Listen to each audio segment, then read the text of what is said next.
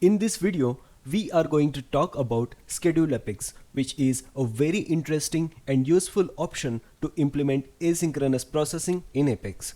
In Salesforce, asynchronous processing allows us to run operations in the background, improving performance and user experience. Before we proceed further, if you are not sure what asynchronous processing is and how it is different from synchronous processing, I would recommend you to watch my video by clicking on the I button link. In that video, I have explained both the concepts of synchronous and asynchronous Apex with a real life example. That video also shows what are the other ways apart from the schedule Apex using which we can implement asynchronous processes in Apex. So let's dive into this video. Using scheduled Apex, we can execute an Apex class at an exact specified date and time. This is incredibly useful for automating the recurring tasks such as data cleanup, report generation, or sending out timesheet reminder emails at the end of the month without any manual intervention. Sounds very interesting, right? Let's try to understand how the scheduled Apex works. To use scheduled Apex, we need to create a class, and that class needs to implement an interface database.schedulable. Implementing this interface allows Salesforce to identify this class as schedulable. As part of the interface implementation, we need to implement the method execute, which accepts one parameter of type schedulable context. This is an instance method and returns void. In this method, we should write the logic that we want to execute at our defined schedule. And then using the method schedule of the class system, we can instruct Salesforce to execute this class's execute method to run at the specified date and time. We need to pass the schedule of this class execution in a string format to this method. Let's try to understand this with a simple example. Suppose that in our system, we are using a custom object with API name log__c. As part of our other applications, the records of this object gets created. Now, not all the records are necessary to remain in the database. So we need to clean up these records. For this, we have decided to delete the records which are older than 30 days. For this, we will go to the developer console and create a new class with the name cleanuplogs_schedulable. Once the developer console creates this class with a dummy code, we will implement the interface schedulable. Inside this class, we will create a method execute, which will be public. The return type will be void and should accept the parameter schedulable context. Inside this class, we will write an SQL query to fetch the log records where the created date is less than last 30 days. After that, we will add an if condition to check if the returning list of logs is not empty and has some records in it. Inside that if condition, we will write the DML statement to delete the logs.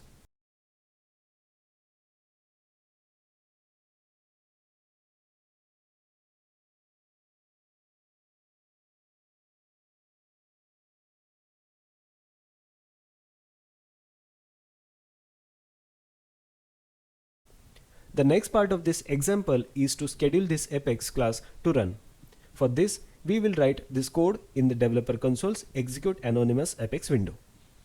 Here, we will create a string variable named cron with the schedule specifying to execute the Apex every day at midnight. The first three zeros in the string literal represents the seconds, minutes, and hours respectively. The fourth element in the string is star, which is a wildcard character, which means everything. This fourth character represents the day of the month. Star here means every day. Then the next character is star. This fifth character represents the month. Star here means every month. And the last character, which is question mark, means anyone. This sixth character here represents the day of the week. Question mark here means any day of the week. On the next line, we need to call the method schedule of the class system, passing the three parameters. First string parameter will be the name of the scheduled job. The second string parameter will be the cron expression that we declared on the previous line. And the last parameter is the object of the schedulable class which we want the Salesforce to execute. Once we click on the button execute, this code will get executed and a job will get scheduled.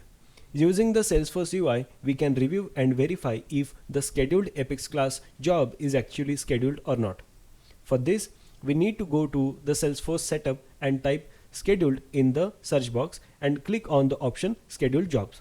This page will display the different types of scheduled jobs. Note that in Salesforce, we can not only schedule Apex but other non-Apex jobs as well. In the table that appears on this page, we can check for the job with name daily log cleanup, which is next scheduled to run at 12 am tonight.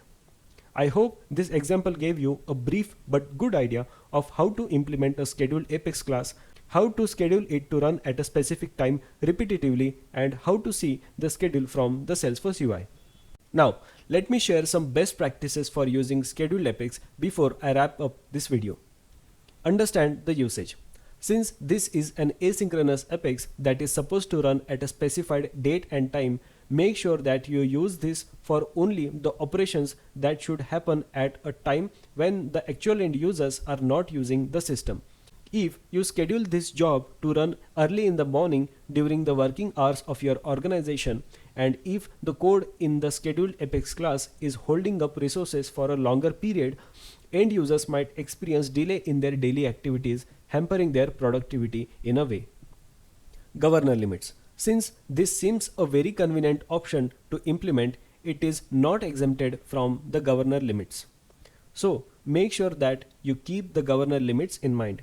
Schedule Apex also allows us to call the other asynchronous types of processes, allowing us to extend the capability of scheduled Apex. So consider using the other options inside the scheduled Apex. Be mindful of the schedule. If you have multiple scheduled Apex or non-Apex jobs, try to schedule them on different days or different times while keeping a good duration of gap between them. This is because if one scheduled Apex job takes more time, the rest of the jobs might be waiting for the first job to complete its execution and may miss its actual scheduled time, thus delaying the rest of the following jobs as well. Finally, thanks for watching. If you found this video helpful, go ahead and give a thumbs up. Share this video if you think this will help someone understand the explained Salesforce concept. Do not hesitate to subscribe to this channel and hit the bell icon to receive notifications about my videos, as I will be sharing such interesting Salesforce content to help you in your Salesforce adventure.